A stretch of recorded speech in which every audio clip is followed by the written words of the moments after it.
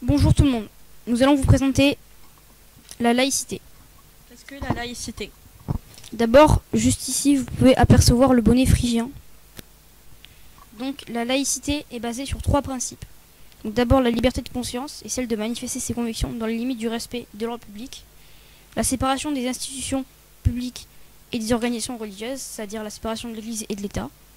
Et l'égalité de tous devant la loi, quelles que soient leurs croyances ou leurs convictions. La laïcité repose sur 3 lois. La première est la loi Jules Ferry du 28 mars 1882. Portant sur l'organisation de l'enseignement primaire. Un jour vaqué en semaine pour un enseignement religieux pour les familles qui le désirent. Plus enseignement religieux facultatif dans les écoles privées. La seconde loi est celle du 9 décembre 1905 concernant la séparation.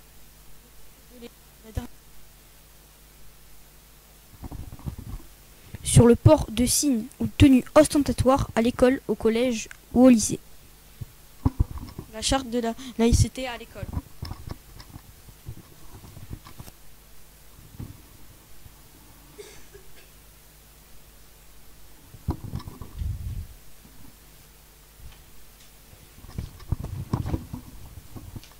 Une charte est un ensemble de règles et de principes importants.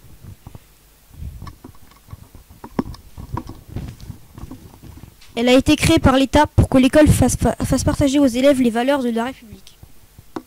Nous avons choisi d'expliquer l'article 11 et l'article 9. Article 11.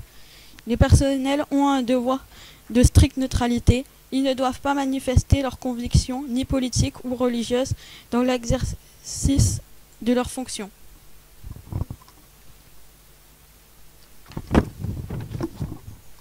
C'est-à-dire que tous les personnels travaillant dans des lieux publics n'ont pas le droit de montrer leur religion ou leur opinion politique.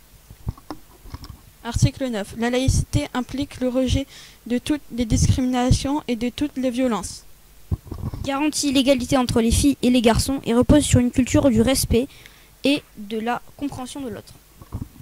À l'école, tout le monde doit respecter les autres. Les filles et les garçons sont égaux et la violence est interdite.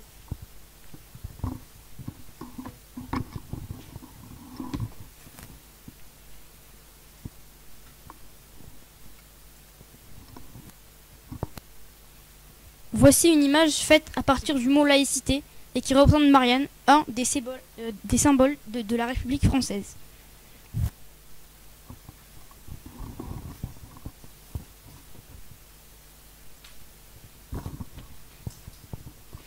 Comment représenter la laïcité?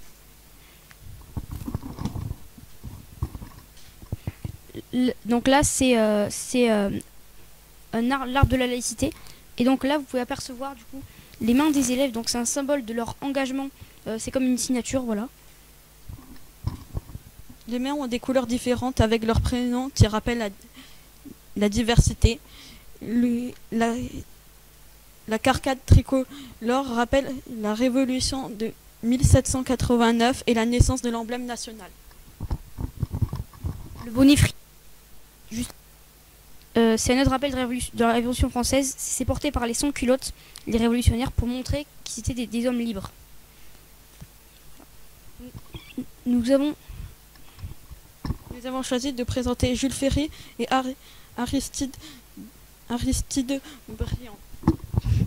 Qui sont leurs prénoms sont écrits en bas de l'arbre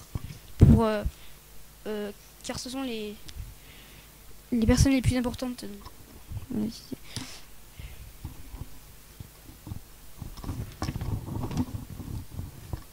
Jules Ferry, c'est un homme politique qui, lors de plusieurs discours, défend...